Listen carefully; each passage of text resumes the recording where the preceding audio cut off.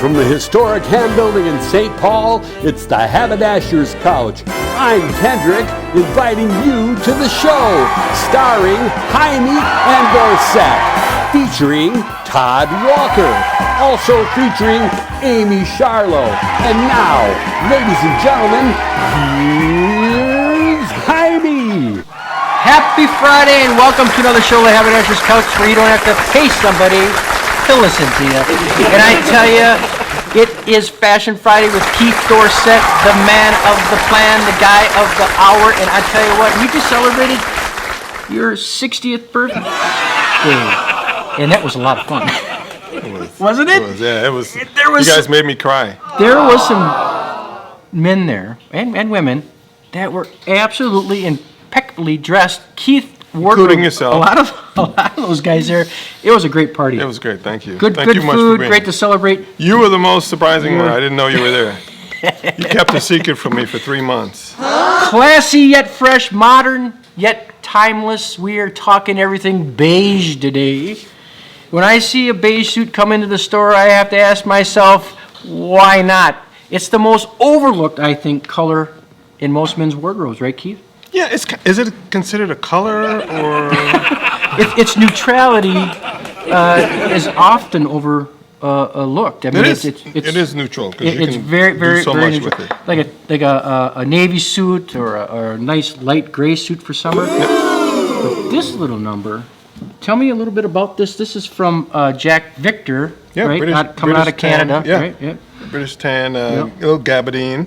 So the fabric is complementing the color, nice and soft.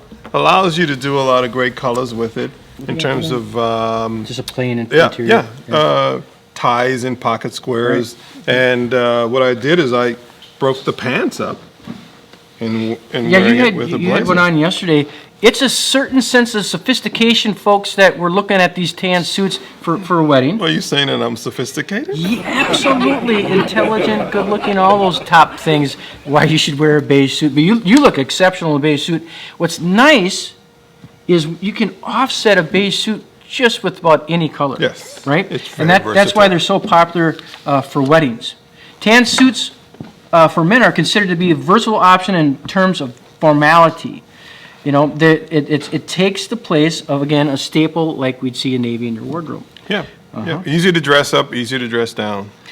And just like there's many shades of gray, there's many shades of beige. And so, folks, don't forget a beige suit. My beige.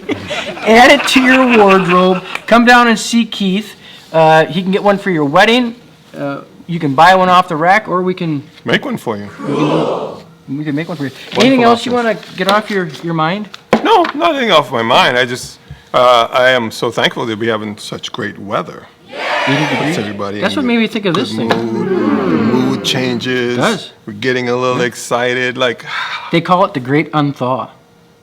Right? Your bones start to loosen up, and then you realize you realize how out of shape you were for the winter, yes, and then you lack strength. Oh, yes, you do. Keith, thanks for joining me again today. Thanks for having me. Come on down and see us. We got beige suits hanging on the rack. We'll see you next week. It's Todd About Town. Todd Walker. Entertainment, travel, and more. Hey, Todd, what's new? Happy Friday and welcome to another show, The Haberdasher's Couch.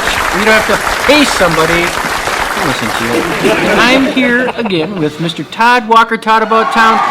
He's really put together a great to-do list in the next couple weeks here of events that are really diverse. Well, yeah, and choices. I keep hearing, as I was telling Anthony a moment ago, so many people have reached out and said, we never know what's going on around town anymore. There's no, one source. So I'm trying as much as I can to pull diverse things that are happening all around the Twin Cities. Right. And, of course, my love of St. Paul. It's kind of hard not to focus on St. Paul at times, but I pull other things out as well. Todd was out and about looking through every crack and crevice here, and he's come up with this immersion Disney animation event. Yeah, now I've heard people that have gone to this. It's called the Immersive Disney Animation, and it's at Lighthouse, kind of an event center in Minneapolis. And they are the ones that had the Belky exhibit, I think it was.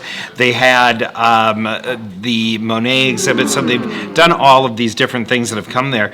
And this one, people are really raving about. They said it's like you're walking into a Disney film, and everything happens around you, and it's getting really great reviews. So I think this one is definitely worth going to. Yeah, the tickets are a little bit pricey, I think, at $28, and this runs through June, the middle of June. The greatest films of Walt Disney. Wonderful. Yeah, I think it'd be great. This Minneapolis vintage market. Yeah, people are so into vintage right now, and I wanted to put this on here because you, of course, being the man that knows more about textiles and clothing than anybody in the Midwest, with the finest haberdashery right here, downtown St. Paul. So I wanted to definitely put this out there. This is at Quincy Hall in Minneapolis. They have, if you want to get there early, there's a little bit of a charge, so I cut that one off of here totally because it's completely free if you show up at noon. And you just kind of have your pick of all these different items, walk around, take a look at them, enjoy the different pieces. What's the Quincy Hall? Where's Quincy Hall? Quincy Hall is over by the old brewery in northeast Minneapolis, right on the river. What brewery was that? Now I'm trying to remember. That was the Schmidt Brewery, wasn't it? No, Schmidt Brewery was in St. Paul. It'll come to, but it's in Minneapolis, across the, just right across the bridge. Like if you're going towards the 1029 Club, for example, is over there. So it's a great spot. It's farmers market time again for those fresh veggies. Yeah, so what I did here, and Kendrick will be posting this as well, is just kind of gave you a link that is at all the farmers markets. I wanted to have it all in one place. We finally have some great weather. It's time to go to the farmers market and explore, take a look at some of the items. And so I gave you a link to wherever you are in the I think this one is primarily the St. Paul markets. Right. It is.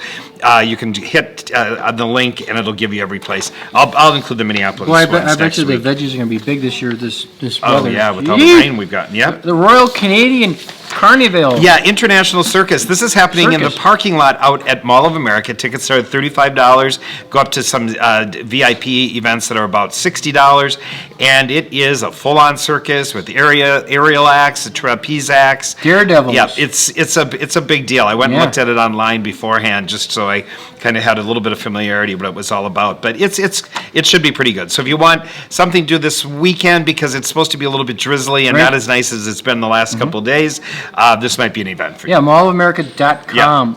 Spring Art Crawl. I love the Spring Art Crawl season. I used to participate. Oh, did you really? In the art crawls. Yeah. When I first got into business, it was my leather bag business. Okay, sure. So I had my loft open, and I would make bags for a few months, and then the big event would come, and I'd sell out. Oh, wow. Yeah, it was a Really? good time. I didn't know Good that.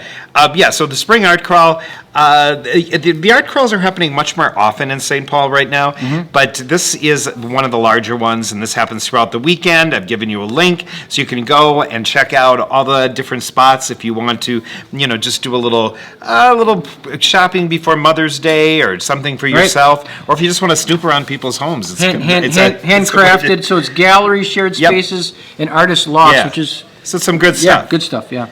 And then finally, last but not least, the Como Park Zoo Conservatory. Now, it's warm inside there. Yeah, the conservatory. It's warm outside. The conservatory is definitely warm, but they have their flower show is opened up. Oh, I love that. And it's just beautiful. Once again, it's kind of a serene place to go in, relax, walk around. It's a goodwill offering, and the Como Zoo is really up their game. They have a whole new exhibit area for Sparky, the seals and stuff. So it's nice. So I'm trying to each week I'll be sharing different things that are happening all around the Twin Cities and ways to get out there and finally enjoy the outdoors. It was short and sweet, folks, but we appreciate you coming and looking at the Haberdasher's Couch, and we'll see you next week.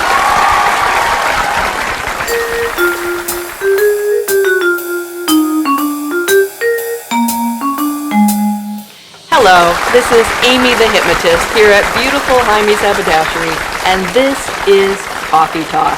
If you're like me, over the last few days and weeks, you have been dodging those potholes. The other day, I dashed by one and realized it was full of cobblestones and rails. What was that all about? So I took a little deeper dive. It turns out that it's part of the St. Paul cable car system. It turns out that way back in 1870, they had cars that were being hauled by horses up those steep hills. And of course, those horses really had a difficult time. So one of our city's pioneers, Thomas Lowry, took a tour around the United States in around 1887, ended up in San Francisco, and saw that they had cable cars. Now, cable cars are different from streetcars. Cable cars have a rail and pull themselves up, and the streetcars are the ones that have the electric on the top. So San Francisco had the cable cars, and they were powered by steam. And so he brought this idea back to St. Paul, and by 1888, we had cable cars right here in St. Paul, and we had them for years. Then they became electric, and then Minneapolis picked up on the idea, and it expanded way out into the western suburbs, out to Lake Minnetonka, and we had these for decades. Around 1920, we all started getting our own individual cars, started competing for the space. Cable cars really had a difficult time making an economic go of it. By the 1950s, we had buses, and by 1953, the very last cable car in St. Paul on Lake Como was retired. So be aware whenever you are driving around and just dodging those potholes, you are doing more than dodging an obstacle. You are interacting with an important and fascinating part of St. Paul history. See you next week. This is Coffee Talk.